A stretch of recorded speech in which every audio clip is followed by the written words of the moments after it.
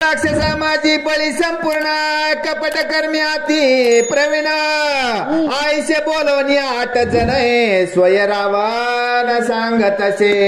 आणि मग दूताला पाचारण केलं, बोलावून घेतलं आणि कापट्यपणामध्ये प्रवीण असणारे जे काही 8 असणारे त्याचे म्हणजे सेवक आहे शिपायामध्ये, सैनिकामध्ये किंवा त्याच्या मंत्रिमंडळामध्ये, आणि त्यांना असणारं बोलावून आण अशा प्रकारचा रावण त्या दूताला असणारा बोलू लागलेला आहे. तुम्ही दुर्धर निशाचर होऊन याच्या नसतानी एकत्र रामदार्थी निरंतर अति सादर राहावे. मग त्यांना बोलावून घेतलं. कुठे घेतलं? जनस्थानाच्या ठिकाणी बोलावून घेतलं. सीतामाय बाजूला आहे आणि त्यांना सांगतोय तुम्ही कसे आहेत, माझे विश्वासू आहेत, कापट्य बुद्धीमध्ये प्रवीण आहे, पण आता इथून पुढे सावध राहा. आतापासून काय बेसावध होते का? नाही, सावध होते पण याच्यासाठी होते, पण आता सावध राहा. कारण का की मी रामाची सीता चोरून या ठिकाणी आणलेली आणि तो राम कधी येईल आणि कधी नाही हे मला सांगता येत नाही. त्याचा प्रताप फार मोठा गण आहे. म्हणून तुम्ही काय करा, डोळ्यात तेल घालून लंकेचं असणारं रक्षण करा, सावध व्हा. मारिले त्रिशरा दूषण खर त्या रामानी आम्हा वैद बुद्ध वैर तीर्थी तदार्थी तुम्ही 8ही वीर सावधेची अति यज्ञ. त्या रामाने काय केलंय, खर दूषण त्रिशरा यांचा काठा काढलेला, सुबाहू मारला काय, आणि मारीच्याला एखाद्या बाणाच्या पिसाऱ्यानं म्हणजे लंकेमध्ये पाठवलं होतं, त्याचा मी तिकडे त्यानं काठा काढा. याच्यासाठी तुम्ही कोण आहेत, फार माझे विश्वासू आहेत, तर तुम्ही काय करा, तो राम कधी येईल हे सांगता येत नाही. त्यामुळे तुम्ही काय करा, दक्ष राहा, सावध राहा. मी सांगतो या सूचनेचं तुम्ही पालन करा. काय सूचना सांगतो आपल्याला? सन्मुख युद्ध करिता त्यासी जीवे मारिले समस्तासी या लागी अति गुप्त वेशी त्याचे वादासी साधावे. तो जर समोरासमोर आला तर त्याच्या बरोबर युद्ध करण्याचं आपल्यात सामर्थ्य नाही. मग तो काय करी, समोरासमोर युद्ध करायला जर आला तर तुमचा सगळ्याचाच काटा करू, आणि तुमचा काटा काढा की आम्ही बी इकडं मेलोच म्हणून समजा. बाउंड्रीवरले जर आपले सैनिक मारले गेले, बेसावध राहिले, तर भारतामध्ये आपण स्वस्त जपणार खरंच जिवंत राहायचा, तशा प्रकारची अवस्था होईल. म्हणून तुम्हाला मी सावधानतेचा इशारा देतोय. तुम्ही काय करा, सावध व्हा आणि गुप्त रूपांत असणाऱ्या रामावरती पाळत ठेवा. मारू जाता श्री रघुनंदन तुम्हाशी निर्दळील लक्ष्मण एकाच वेळी 2 जण साधून आपण वदावे. या ठिकाणी जर त्या रामाबरोबर युद्ध करायला गेलात ना तर लक्ष्मण तितकाच पराक्रमी, ते एका बाणाच्या झपक्यानं तुमच्या सगळ्याचा प्राण घेतल्याशिवाय राहणार नाही.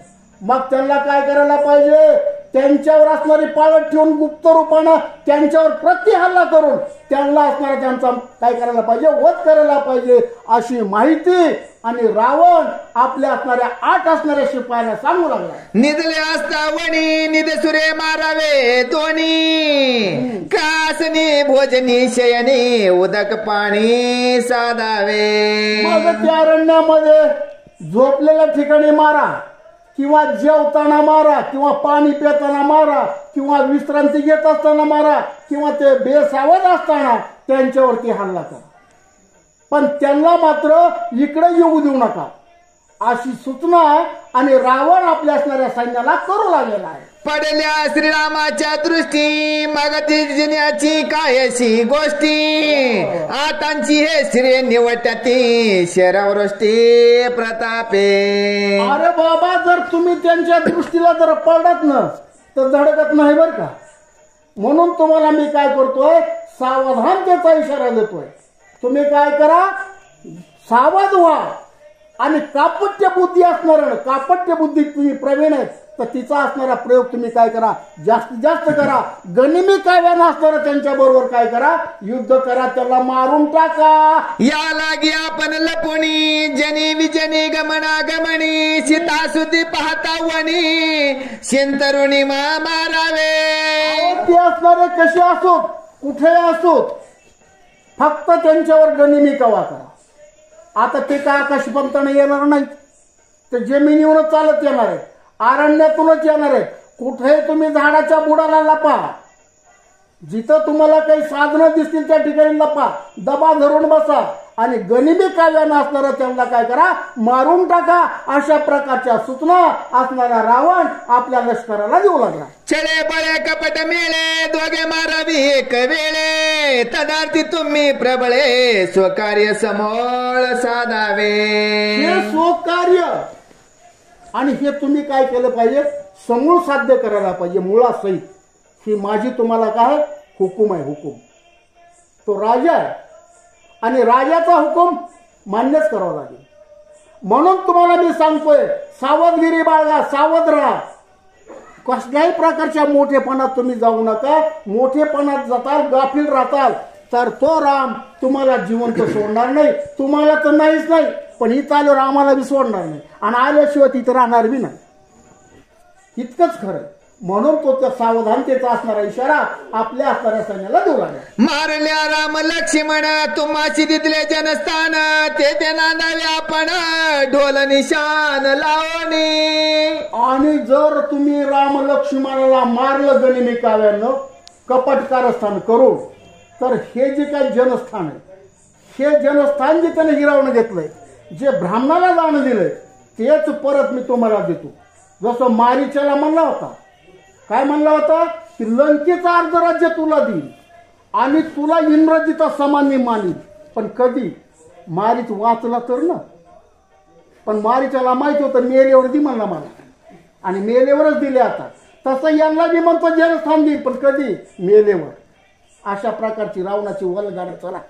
आईसे सांगून या त्यांसी रावणाला सीते पाशी, सीता न्यावया निज भवनासी, गृहे चौपाशी शृंगारिले.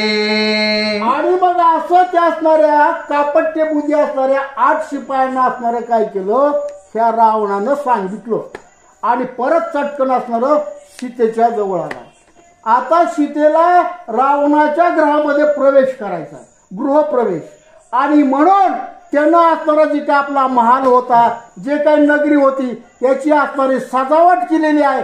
जिकडं तिकडं तोरणं लावल्यात, गुड्या उभ्या केल्यात, सडा सन्मार्जन काय केलंय, रांगोळ्या काढल्यात. असा काही थाटमाट आणि त्या ठिकाणी डामडोलपणा असणारा रावण या सीतादेवीला त्या ठिकाणी दाखवू लागला. गुडिया तोरणे विचित्र मकरे शोभती मनोहर, सीता देखुनी मंदिर आहे मजानुसुरे तैसे करा.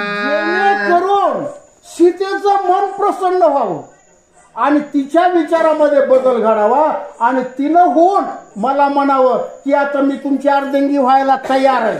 अशा प्रकारचं काहीतरी कृत्य करून सजावट करा असं असणारा रावण म्हणून सजावटीला सुरुवात केली. म्हणजे रावणे हाती धरणी सीता मंदिरे दावावी अपूर्वता, दावणी आपली समर्थता हाती एकता आणली. आणि मग स्वतःच मंदिर दाखविण्यासाठी रावणानं सीतामाईला धरलेलं आहे आणि तिला मोठ्या आविर्भावानं तो असणारा बाकी हे माझं असणार, हे अमकय ते तमकय ते तमकय, या ठिकाणी हे असलं म्हणजे तिचं मन कसं या ठिकाणी वश होईल अशा प्रकारचं प्रलोभन आणि काय करू आहे दाखवू लागलेलं आहे.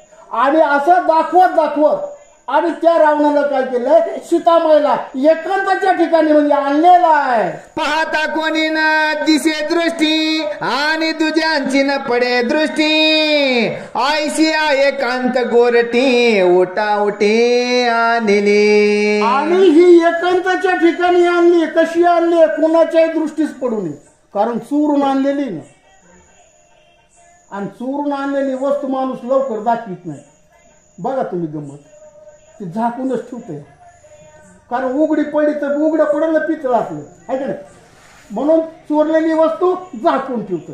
तसं सीतामाई कुणाच्या दृष्टीचं पडू नये म्हणून तिला असणारा एकांताच्या ठिकाणी नेलं आणि एकांतामध्ये असणार तो सीतामाईला काय बोलतो बरं, रावणाशी अति एकांत निशंक आली असे सीता, हा मज झाली या झोंबताय लंका नाता आपटीना.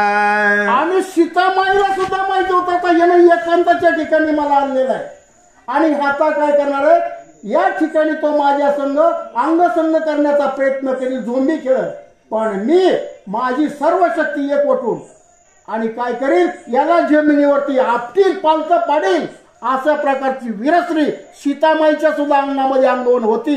म्हणून आणि त्याला त्या एकांताच्या ठिकाणापर्यंत घेऊन जाऊ देऊ शकली, असं या ठिकाणी नाथराय सांगू लागले.